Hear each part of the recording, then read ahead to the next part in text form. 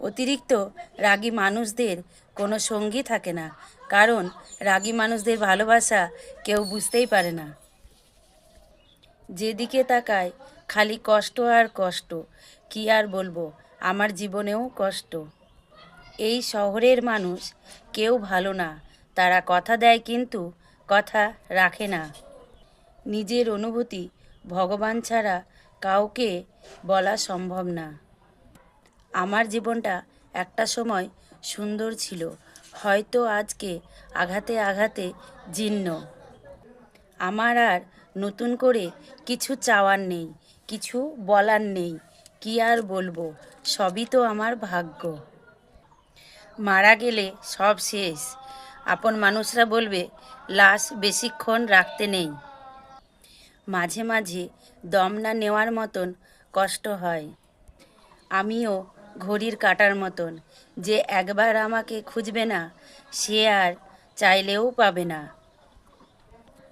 একটা কথা বলি, কখনো কারো মনে কষ্ট দিও না, কারণ মন কিন্তু তোমারও আছে। একা বাঁচতে শেখো, মানুষ সান্ত্বনা দেবে, শান্তি না। হাসির উত্তরে হাসি দেওয়া মানুষগুলো অসম্ভব সুন্দর। ভগবানের কাছে চাওয়ার ছিল অনেক কিছু, কিন্তু যখন আমি দেখি আমার থেকে নিচু মানুষের দিকে তাকাই, তখন বুঝতে পারি ভগবান আমাকে যা দিয়েছে অনেক দিয়েছে, আমার যা আছে অনেক বেশি। মানুষ আমাদের কখন অবহেলা করে জানো? যখন একটা মানুষকে তার যোগ্যতার চেয়েও বেশি সম্মান করবে বা শ্রদ্ধা করবে, বেশি ভালোবাসবে, দেখবে তখন পচা সবজির মতন ছুঁড়ে ফেলবে। কাউকে তার যোগ্যতার চেয়ে বেশি ভালোবাসবে না, কাউকে তার যোগ্যতার চেয়ে বেশি সম্মান দেবে না।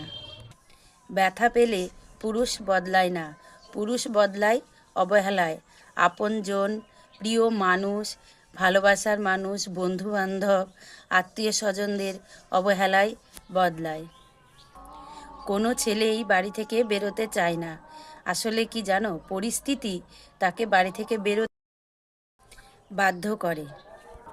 আগুন জ্বালিয়ে দিলাম সেই অতীতের গল্পে, যে অতীতের গল্প মনে পড়লে আমার খুব কষ্ট হয়। ধৈর্য মানুষকে ঠকায় না, উত্তম সময়ে সঠিক উপহার দেয়। অতীত মুছে ফেলার শ্রেষ্ঠ উপায় স্থান পাল্টানো। কল্পনাগুলি যদি বাস্তব হতো তাহলে বদলে যেত হাজারো জীবনের গল্প।